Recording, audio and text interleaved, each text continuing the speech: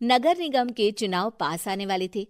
पूरे कानपुर शहर में टिकट को लेकर मारामारी शुरू थी, लेकिन सबसे ज्यादा चर्चा में वार्ड नंबर 40 की सीट थी। वो इसलिए क्योंकि इस बार वहां की सीट महिला के लिए आरक्षित थी। अब सवाल ये था कि चुनाव लड़ेगा कौन। इससे पहले ठाकुर साहब वहां से पार्षद थे और इस बार उन्होंने अपनी पत्नी सीमा ठाकुर को टिकट दिलवाई और ठाकुर साहब की शान के कारण सीमा जी ने 20,000 वोटों से चुनाव जीत लिया। अरे बधाई हो सीमा भाभी, अब तो आप वार्ड की पार्षद बन गई हैं। अब तो हमारे काम आप ही करवाएंगी। अरे ये तो सिर्फ नाम की पार्षद बनी है, वो तो महिला सीट आ गई, वरना पार्षद तो मुझे ही बनना था। अब भले ही चेहरा इसका होगा, लेकिन पावर तो मेरी ही होगी। अरे वाह भाई साहब, क्या दिमाग लगाया है आपने भी। आइए आप लोग, खाना लगा दिया है सबके लिए। सीमा जी पार्षद बन चुकी थीं, फिर भी उनकी एक ना चलती। सारे काम ठाकुर साहब खुद ही संभाल लेते और जहां जरूरत पड़ती वहां सीमा जी का अंगूठा लगवा लेते। सीमा जी ज्यादा पढ़ी लिखी भी नहीं थी। एक दिन ठाकुर साहब और सीमा एक प्रोग्राम में जाते हैं। अरे ठाकुर साहब, आप आ गए। ओहो, पार्षद मैडम भी आ गई हैं। स्वागत है आप दोनों का। लगता है हमारे पार्षद फंड का सही इस्तेमाल हो रहा है। चलिए अब उद्घाटन करते हैं। ये लीजिए ठाकुर साहब कैची, आप ही सबसे पहले प्रवेश कीजिए। सब लोग आगे निकल जाते हैं और सीमा जी पार्षद होने के बावजूद भी पीछे खड़ी रह जाती हैं। वो देखती हैं कि वेलकम बोर्ड पर उनका नाम है, लेकिन महिला होने के कारण कोई उनका सम्मान नहीं कर रहा। अगले दिन एक आदमी उनके घर आता है। अरे ठाकुर साहब नमस्कार। कल ना हम नोटिस किए कि हमारा घर तो अवैध है और नगर निगम वाले उसे तोड़ने आ रहे हैं। अरे कुछ कीजिए ना ठाकुर साहब। देखो भाई, मैं तो ज्यादा कुछ कर नहीं सकता, पर अगर तुम सबकी जेब गर्म कर दो तो कुछ हो सकता है। कुल मिलाकर 4 लाख लगेंगे।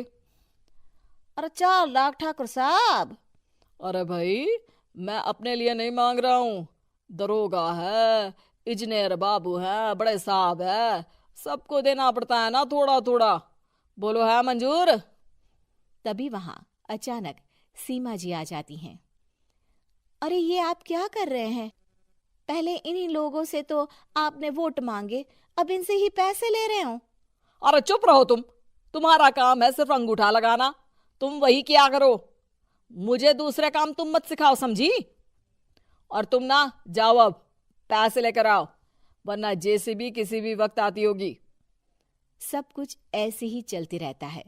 एक दिन सीमा जी और ठाकुर साहब को एक लोकल मीटिंग में बुलाया जाता है। वहां पर कई और अधिकारी लोग भी मौजूद रहते हैं। अब मैं चाहूंगा कि ठाकुर साहब हमारे बीच 2 शब्द कहें। मेरे प्यारे भाइयों और बहनों, आज मेरा सौभाग्य है कि मैं आप सबकी सेवा दिन रात कर पा रहा हूँ।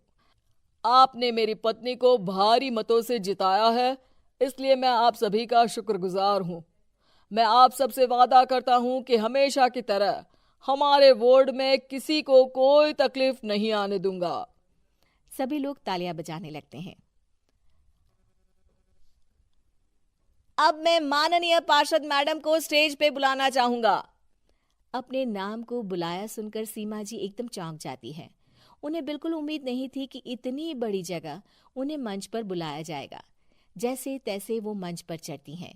ऊपर जाते ही सीमा जी को सारी पुरानी बातें याद आ जाती हैं कि किस तरह उनके पति उन्हें कभी भी आगे बढ़ने नहीं देते और उनके नाम से गलत काम करते हैं। वो बोलने लगती हैं। मैं आपके वार्ड की पार्षद सीमा हूँ। आप में से बहुत कम लोग ही मुझे जानते होंगे, क्योंकि इससे पहले मुझे कभी ऐसा मौका ही नहीं मिला। सारे मौके मेरे पार्षद पति यानी आपके ठाकुर साहब ही लेते रहे, लेकिन आज ये मौका मुझे मिला है तो मैं इसे ऐसे ही नहीं जाने दूंगी। मैं आपको ये बताना चाहती हूँ कि आपके ठाकुर साहब मेरे नाम की आड़ में गैर कानूनी काम करते हैं, जिस पर अंगूठों के निशान मेरे होते थे। इसीलिए मैं अपनी गलती मानती हूँ और आज अपने पद से इस्तीफा देती हूँ, ताकि आगे से कोई गलत काम ना हो पाए। अब फैसला आप सबके हाथ में है कि आप हमें क्या सजा देना चाहते हैं। सीमा जी की बातें सुनकर ठाकुर साहब के चेहरे का रंग उड़ जाता है और वो शर्म से मुंह नीचा करके वहां से चले जाते हैं और पद से इस्तीफा देकर ही सही सीमा जी अपने आप में आत्मविश्वास महसूस करती हैं।